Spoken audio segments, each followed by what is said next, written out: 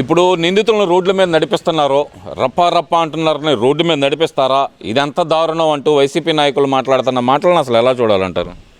Sir 2-3 channels ప్రజాప్రాయం కోరింది వాటి మీద. 97% చంద్రబాబు నాయుడు తరఫున మాట్లాడారు. అసలు ఇంకా ఎక్కువ చేయాలన్నారు. ఎవరు నడిపిస్తా కాదు, కొట్టుకుంటూ నడిపియాలా అని మాట్లాడుతున్నారు ప్రజలు కూడా.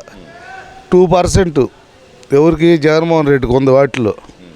ఇంకా ఈ దిక్కుమాలోళ్ళు ఇంకా దాన్ని కూడా తప్పు పడుతున్నారంటే వీళ్ళెంత నికృష్టం స్టేజ్లో ఉన్నారో అర్థమవుతుంది. ఏమండి, రప్ప రప్ప ఎవడు నరుకుతాడు?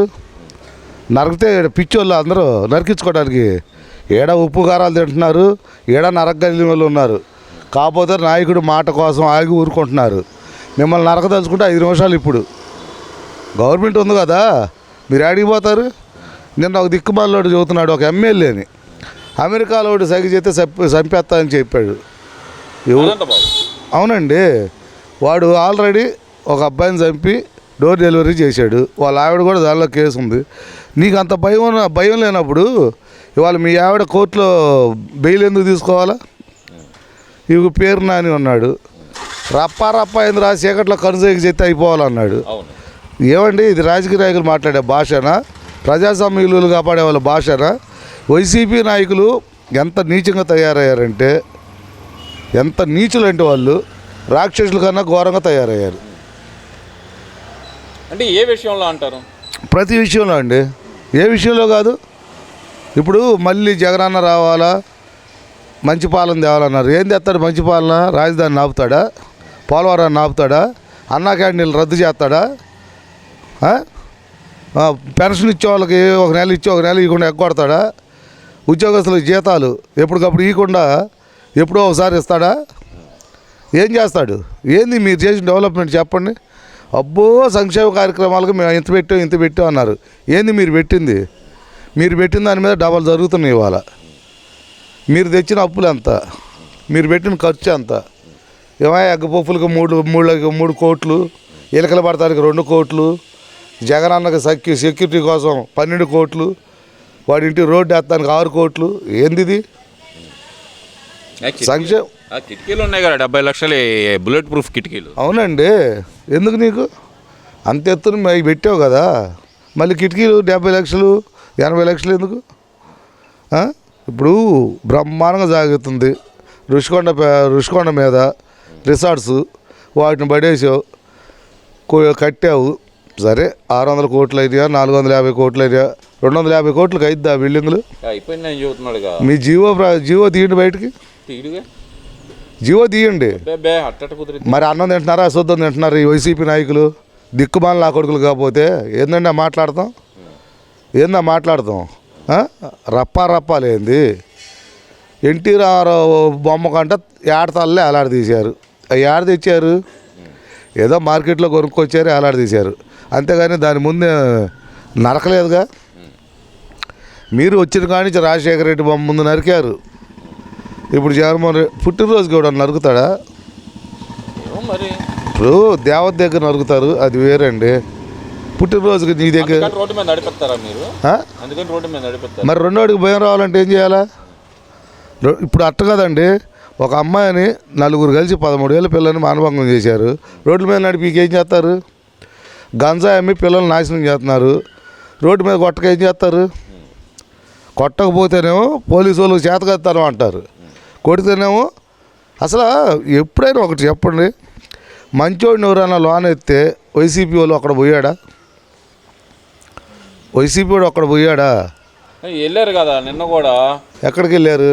పిన్నెల రామకృష్ణారెడ్డి దగ్గరికి. అటు మంచోడా? మంచోడంట. మాచర్లో ఒక చేత అనిపించింది. ఇప్పుడు మాచర్లో అక్కడెక్కడి నుంచో ఏది పెద్దిరెడ్డి వీళ్ళందరూ వచ్చి కలిసి వెళ్తుంటే మంచోళ్ళు అని చెప్పాను సార్. వాళ్ళ అన్నదమ్ముల మూలాన ఎన్ని తాలిబొట్టులు తెగిపోయినాయి. ఇప్పుడు ఈవీఎంలో పాము దూరింది, పాము అందుకే కొట్టాడు అన్నారు. పాము అడిగిపోయింది, ఎటు పోయింది? మాయం.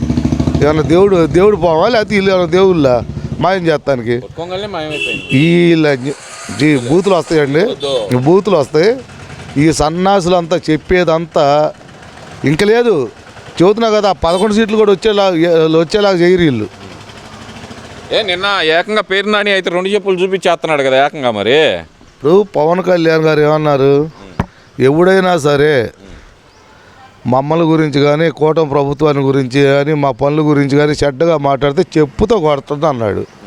ఈ 2 చెప్పులతో కొడతా పవన్ కళ్యాణ్ నీ పేరు ఎత్తలేదే, అరే తొరుడా నీ పేరు ఎత్తలేదు కదరా, నీ పేరు ఎత్తలేదుగా. అసలు వీడిని బయట ఉంచడమే ఈ కూటమి ప్రభుత్వం చేస్తున్న పెద్ద తప్పు అండి. రెడ్ బుక్ పాలన అమలు చేస్తున్నారు, దీనికి మించి ఉండేది మా దగ్గర అంటున్నారు కదా. మొన్న మన అంబటి రాంబాబు గారు అన్నారు కదా, మీరు రెడ్ బుక్కి మా ఇంట్లో కుక్క కూడా భయపడదు అంటున్నారు. అవునండి, వాళ్ళు జగన్మోహన్ రెడ్డి గారు పాపం బుక్ పెట్టారు. బుక్లో ఫస్ట్ ఎవరి మీద కేసులు వచ్చినాయి? వద్దులేండి చెప్పుకోకూడదు. ఎవరి మీద వచ్చినాయండి? ఫస్ట్ కేసు ఏంటంటే ఫస్ట్ కేసు మీ పార్టీ వాళ్ళ మీదేగా. మీ పార్టీ వాళ్ళ మీద. నీకు ఎందుకే బుక్ శాతగానోడివి? అసలు డిజిటల్ బుక్ అంటే నీకే తెలియదు, ఇంకా నీ కార్యకర్తలకే తెలిసింది. రప్పాగాళ్ళకే తెలిసిద్దా? నీకు తెలుసా డిజిటల్ బుక్ అంటే ఏందో? పెట్టావు నువ్వు చూస్తావు తెలుసా? నువ్వు ఎప్పుడేం మాట్లాడతావో నీకే తెలియదు. ఒరే ఎదవల్లారా, మీ నాయకుడే ఎదవా, ఇంకా అంతకాడికి ఎదవల్లాగా మారుతున్నారు మీరు. ఇవన్నీ కాదండి, ఇప్పుడు మనుషుల్ని మానవత్వం లేకుండా రోడ్డు మీద నడిపించడం అనేది రాజ్యాంగ విరుద్ధం, మానవ హక్కులు ఉల్లంఘన జరుగుతుంది రాష్ట్రంలో అని చెప్పి వాళ్ళు అంటున్నారు. నిన్న డీజీపీ గారేమో మాకు పెట్రోలింగ్ వాహనాలు లేవయ్యా, మమ్మల్ని ఏం చేయమంటారు, పక్కనే కదా అని చెప్పి తీసుకెళ్ళని అంటున్నారు. ఈ రెండిట్లో ఎవరు వాదన కరెక్ట్ అనుకోవాలంటే? పని చేయమనండి, అది రాజ్యాంగ విరుద్ధం అయితే అటువంటి దిక్కుమాల వాళ్ళని బేవర్స్ వాళ్ళని రోడ్డు మీద దింపడం రాజ్యాంగ విరుద్ధం అయితే కోర్టులో కేసు వేయండి. గవర్నమెంట్ మీద కేసు వేయండి. మీకు దమ్ముంటే మీరు నిజంగా మగపొడక పుడితే ఈ రప్పాలు కదరా ఎదవల్లారా, ఇటువంటి వాడి మీద పోరాడండి. మీ నాయకుడు అసెంబ్లీకి రమ్మానండి, అసెంబ్లీలో నిలదీయమానండి. మొండల్లారా సాటును కూర్చొని ఓవరకు వాగటం తప్పితే ఒక్కరోజన్నా ప్రజల్లోకి వచ్చారా? రాజధానిలోకి వచ్చి ఒక దిక్కుమాలినోడి మాట్లాడమానండి. ఇప్పుడు అమరావతి రాజధానిలో ఒక్కడ వచ్చి మాట్లాడమానండి.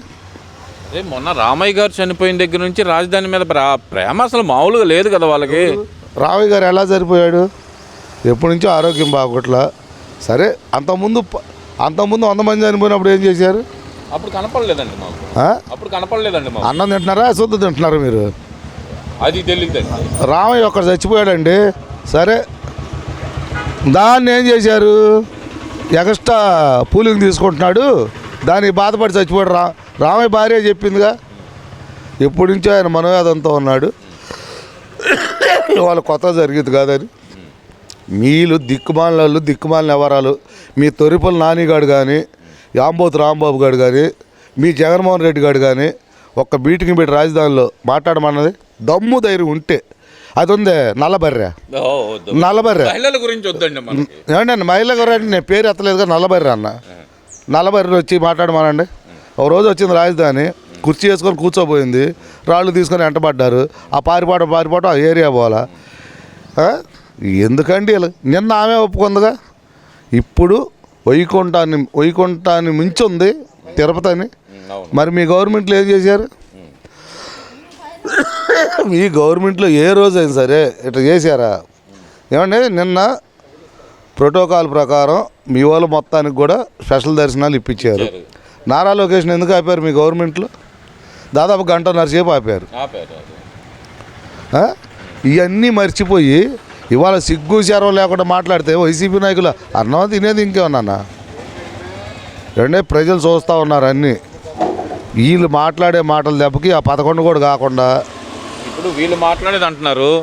అసలు రాష్ట్రంలో రెడ్ బుక్ రాజ్యాంగం అంటున్నారు. ఏముందయ్యా దాంట్లో తెరిచింది 3 పేజీలు అంటున్నారు, ఇంకా ఎన్ని పేజీలు ఉన్నాయి? అసలు నీ రెడ్ బుక్కి మా ఇంట్లో కుక్క కూడా భయపడదని చెప్పి అంబటి రాంబాబు సవాల్ చేస్తున్నాడు. మరి రోడ్డు మీద సవాల్ చేస్తారండి. పేరు నాని కూడా పోలీసు వాళ్ళ ముందు పెద్దగా అరుస్తాడు, లోనపోయి బతులు ఆడుకుంటాడు. అంబటి రాంబాబు పొజిషన్ కూడా అదే. వీడికి ఎవడు వెనకమాల సపోర్ట్ లేదు, కనీసం సొంత ఫ్యామిలీ మెంబర్స్ సపోర్ట్ కూడా లేదు. వీడికి కూతురు సపోర్ట్ లేదు, భార్య సపోర్ట్ లేదు. ఈడేదో అంబో తరిచినట్టు బేబా అని అందాక ఎందుకండి వాళ్ళ పార్టీలోనే చూద్దాం. బ్రిడ్జి ఇష్యూలో మాట్లాడాడు, శంకరాజు బ్రిడ్జి ఇష్యూలో. మొదలు వేణుగోపాల్ రెడ్డి గారు వెళ్ళిపోయాడు నచ్చక.